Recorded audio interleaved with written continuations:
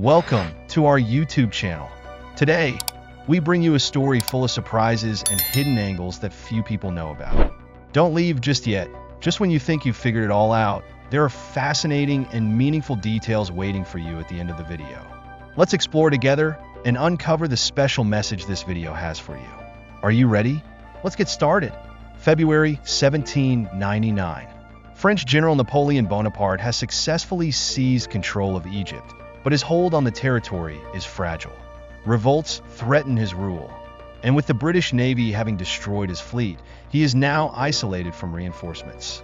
Meanwhile, the Ottoman Sultan has vowed to expel the foreign invader, assembling two formidable armies to reclaim Egypt. However, Napoleon is not one to wait passively. He resolves to strike first. The greatest threat lies in Syria, where an Ottoman force rumored to number 50,000 is gathering. Determined to preempt their advance, Napoleon makes them his primary target. On February 10th, he leads an army of just 13,000 men into the unforgiving Sinai Desert, marching towards the Holy Land. It is all he can spare, with many of his troops required to maintain order in Egypt. Despite their limited numbers, the French force is seasoned, disciplined, and led by experienced commanders. The army is structured into 4 infantry divisions and a cavalry brigade under the command of General Murat. For Napoleon, speed and surprise are crucial, but the campaign encounters challenges almost immediately. Once again, the French find themselves ill-prepared for the searing heat and harsh conditions of the desert. Water is scarce and provisions begin to dwindle. Upon reaching El Arish, they unexpectedly discover a garrison of 3,000 Ottoman troops defending the town. The siege drags on for 11 days, costing the French 400 casualties, a toll they can scarcely afford. In the end, the garrison surrenders under generous terms, disarmed and permitted to leave after swearing an oath not to take up arms against the French for a year. Pressing onward into Palestine, the French are relieved to find the fertile plains and abundant fruit trees, a welcome respite after the punishing desert. On February 24th, they occupy Gaza, where they are delighted to discover substantial stockpiles of food and ammunition hastily abandoned by the retreating Ottomans. Napoleon's next target is the strategic port city of Jaffa, held by 5,000 Ottoman soldiers. French artillery batters Jaffa's defenses until a breach is finally made. Seeking to avoid unnecessary bloodshed, Napoleon dispatches an envoy to negotiate surrender. In a brutal display of defiance, the Ottomans execute the messenger, displaying his severed head on the city walls. Enraged, the French storm the breach, overwhelming the defenders and unleashing a massacre that lasts for 24 hours. The sights were horrific, recalled a French eyewitness. The relentless gunfire, the screams of women and children, the streets littered with corpses, the stench of blood, and the victors quarreling over the spoils of war. The slaughter is indiscriminate. Women, children, and 2,000 Ottoman soldiers are killed. Order is gradually restored the following day, but the horror does not end there. In the aftermath of the sack of Jaffa, Napoleon finds himself burdened with 3,000 Ottoman prisoners who had surrendered under the promise of clemency. However, with his supplies strained and no resources to guard or feed them, he faces a grim dilemma. Some among the prisoners are former defenders of El Arish, who had violated their oath by taking up arms against the French once more. Moreover, they had beheaded his envoy. After consulting his officers, Napoleon gives the controversial order to execute the captives. Over the course of 3 days, the prisoners are led away in groups and executed, some shot, others driven into the sea. By the 3rd day, to conserve ammunition, French troops resort to bayonets. It is an atrocity that Napoleon will attempt to justify for the rest of his life, insisting he had no other choice. Yet the massacre becomes potent propaganda for his enemies. Rather than intimidating his foes, it only strengthens their resolve to resist. As if in divine retribution, a new calamity strikes the French.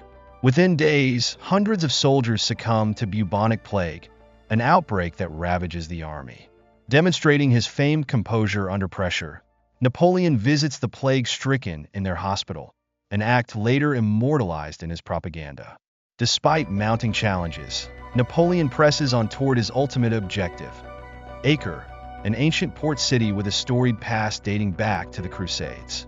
Now, it is the seat of the formidable Ottoman governor, Ahmed Pasha al-Jazir, infamously known as the Butcher. For over 25 years, he has ruled Syria with an iron grip, notorious for his ruthless punishments and elaborate executions. Rejecting Napoleon's demand for surrender, al-Jazir stands defiant. Unbeknownst to the French, 2 British warships have arrived to reinforce the city's defenses. As Napoleon's forces approach Mount Carmel, a mere 12 miles south of Acre, they witness the British intercepting a crucial coastal convoy carrying his vital siege artillery. The loss of these guns is a devastating setback to his hopes for a swift victory. March 18, 1799. The French forces arrive before the formidable walls of Acre, prepared to lay siege. Without their heavy artillery, breaching the city's defenses presents a daunting challenge. Acre bristles with 250 cannons, encircled by the sea on 3 sides and fortified by 8-foot-thick walls on the 4th. The British control the sea, ensuring a steady flow of supplies and reinforcements. To further strengthen the city's defense, they have landed Marines and naval gunners, along with Napoleon's own captured siege artillery. The British commander, Commodore Sir Sidney Smith, is energetic and resourceful, while the French face the strategic expertise of Antoine de Philippat, a former classmate of Napoleon, now offering counsel to the defenders. 10 days after their arrival, the French commence their bombardment. Napoleon's field guns manage to breach a section of the walls, but the defenders respond with overwhelming counterfire. In the ensuing barrage 40, French gunners are killed, and all but 3 cannons are rendered useless. Undeterred, Napoleon orders an infantry assault with scaling ladders. However, the attack is thwarted by a hidden moat, while Ottoman defenders rain down musket fire and stones. The French fall back in disarray. Those left behind face a gruesome fate, as Ahmed Pasha, known as the Butcher, offers a bounty for every French head brought to him. Despite this setback, the French managed to repel an Ottoman sortie, inflicting heavy losses. The siege descends into a stalemate. Napoleon, unwilling to risk further assaults without adequate firepower, awaits the arrival of heavier artillery from Alexandria. However, alarming news forces him to reconsider his plans. An Ottoman army, 40,000 strong, is advancing from the north. With only 4,000 troops to counter this threat, the odds are daunting. Nonetheless, Napoleon places his faith in the experience and discipline of his forces and their exceptional officers. Uncertain of the enemy's approach, he divides his army. On April 8th, at Nazareth, General Junot encounters and routs an enemy cavalry force 10 times the size of his own. 3 days later, General Kleber defeats a 5,000-strong Ottoman force, while General Murat surprises another contingent near Lake Galilee. By April 15th, intelligence reaches Napoleon that the main Ottoman force has shifted south, encamping near Mount Tabor, just 8 miles away. Seeking personal glory, Kleber advances with his division, intending to launch a dawn assault. However, miscalculations expose his 1,500 men to an overwhelming 35,000-strong Ottoman army. Under the relentless sun, Kleber's division forms a defensive square and holds out for 10 hours, despite dwindling ammunition and exhaustion. Reinforcements are desperately needed. Napoleon, racing with 2,500 men, arrives in time to strike the Ottoman force from the rear, taking them by surprise. The poorly trained militia, gripped by panic, scatters in all directions. Kleber seizes the opportunity to join the assault, and the Ottoman army collapses into chaos. With fewer than 300 French casualties, Napoleon has decisively eliminated the relief force and secured control over Palestine, making Acre's fall seemingly inevitable.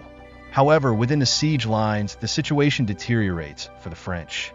Their lack of naval control means they cannot prevent the continuous flow of supplies and reinforcements into the city, while their own ammunition stocks dwindle to critical levels. Desperate soldiers are ordered to scavenge spent cannonballs to fire back at the defenders. More troubling still, bubonic plague breaks out, infecting 20 soldiers per day, further weakening the army. A breakthrough opportunity presents itself on April 24th, when the French detonate a mine beneath one of Acre's towers, causing significant damage. Seizing the moment, Napoleon orders an immediate assault. Hundreds of grenadiers surge forward, but once again, they are met with devastating enemy fire and are forced to retreat. Time is running out. Napoleon fears the imminent arrival of another Ottoman relief force from Rhodes and dreads the prospect of retreating across the scorching Sinai Desert in the height of summer. Finally, on May 7th, Napoleon's long-awaited heavy siege artillery arrives. Wasting no time, the French guns unleash a relentless bombardment the following morning, tearing down large sections of Acre's walls. French troops attack at multiple points, and some even manage to penetrate the city. However, counterattacks by British Marines and Ottoman troops force them back once more. During the fighting, General Lannes is wounded in the neck and barely escapes capture by the infamous executioners of the Pasha. On May 10th, Napoleon calls upon Kleber's grenadiers for one final, determined assault. Nothing is more magnificent than the battlefield, Napoleon muses, as Kleber leads his division forward with unwavering courage. General Bonne advances in support, but is mortally wounded in the brutal melee. Despite the extraordinary heroism of the French, the defenders' firepower, determination, and superior positioning prove insurmountable. Observing the battle from a forward position, Napoleon is knocked off his feet by a near-miss cannon shot. At last, he concedes. His men have done all that can be asked of them. The assault on Acre has failed. Acre marked Napoleon's first significant military defeat.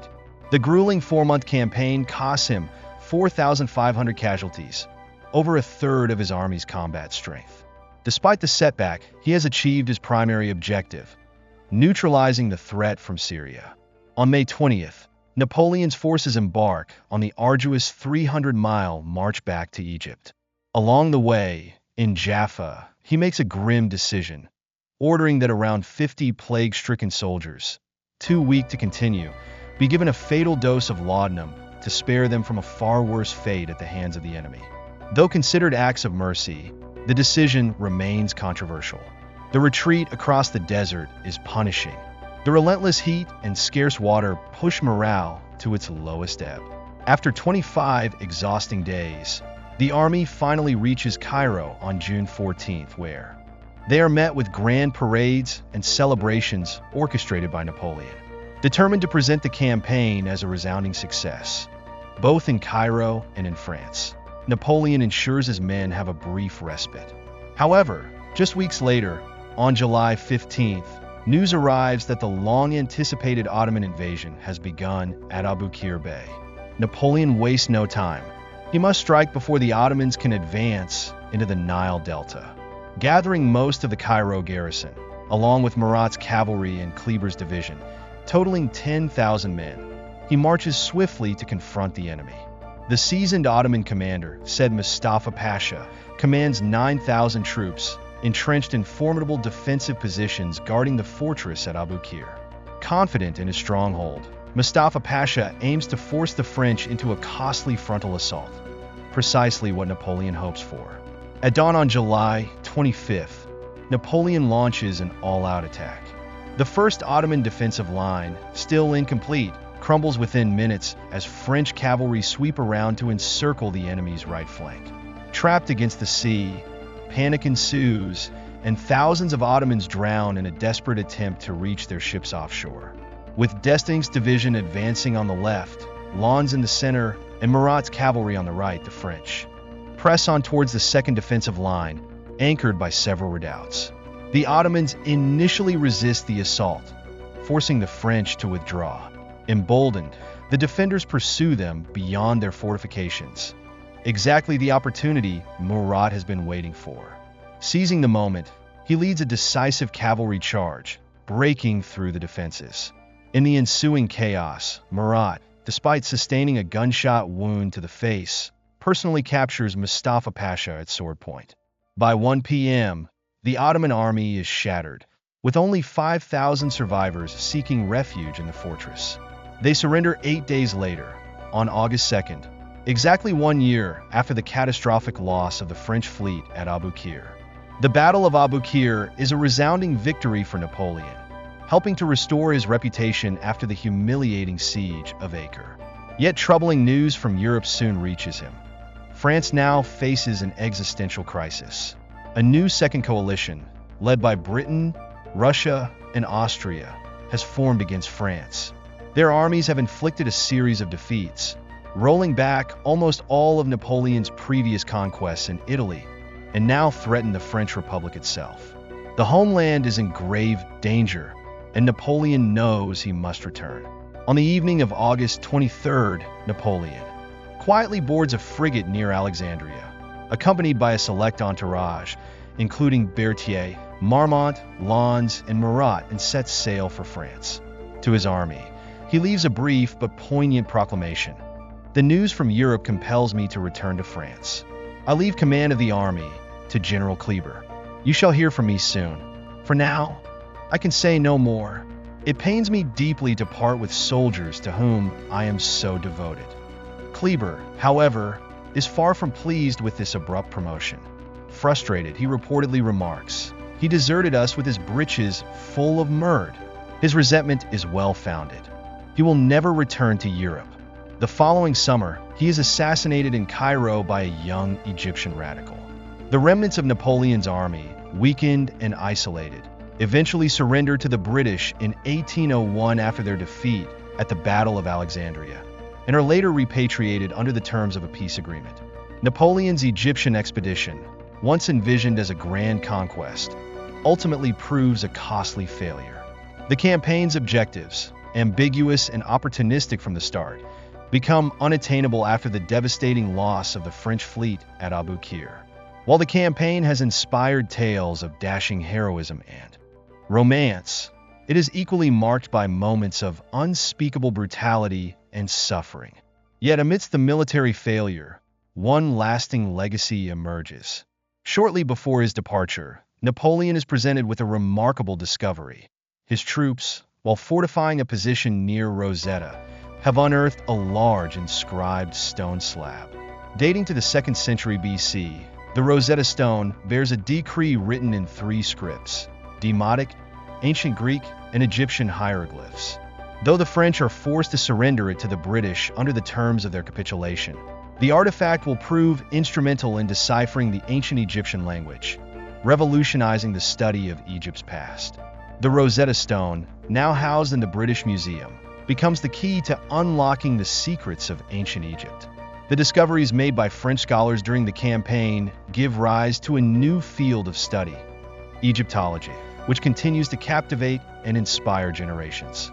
Napoleon's voyage back to France spans 41 days, fraught with peril as British warships patrol the Mediterranean. Yet, destiny favors him once more. Along the way, he makes a final stop in his birthplace, Corsica, before continuing to France, where his astonishing ascent to power is about to enter its next chapter. In today's world where social media and online news platforms dominate, the intensity of information has been amplified to unprecedented levels. This makes it more crucial than ever to consume a diverse range of perspectives and remain vigilant about potential biases. While this might sound like a daunting task, Ground News, today's sponsor, provides the perfect solution to streamline this process and make it both quick and effortless. Ground News is an innovative website and app dedicated to offering readers a data-driven, objective approach to consuming news. You can subscribe today by visiting ground.news/epichistory or simply scanning the QR code. Unlike typical news aggregators, Ground News goes beyond merely compiling articles from multiple sources. It provides an insightful visual breakdown of each story's political bias, factual reliability, and media ownership, offering a deeper understanding of how different outlets report the same event. For instance, we use Ground News to analyze media coverage following the sudden death of Russian opposition leader Alexei Navalny. Their platform reveals that 288 news outlets have reported on the story. Among them, 30 outlets lean left, while 22 lean right, offering a clear snapshot of ideological divides. Additionally, the platform highlights media ownership, showing that 51 of these outlets are controlled by large conglomerates. Ground News also simplifies the process of comparing headlines, enabling users to see firsthand how political bias and ownership influence the framing of a story. For example, on the right, a Russian state-owned media outlet downplays the incident, assuring the public that a thorough investigation is underway. In contrast, left-leaning publications use phrases such as brutal crackdown and imposed jail sentences, illustrating the stark differences in narrative. One of Ground News's most valuable features, and our personal favorite, is the blind spot feed, which highlights stories that are disproportionately reported on by different sides of the political spectrum. This feature encourages readers to step outside their usual news bubbles and gain a more balanced perspective. Thank you for taking the time to watch today's video. If you found this story interesting and meaningful, don't forget to hit like, subscribe to the channel, and turn on the notification bell so you won't miss any exciting content coming up. Leave a comment to share your thoughts. We're eager to hear from you. See you in the upcoming videos with more unique and meaningful stories. Stay with us.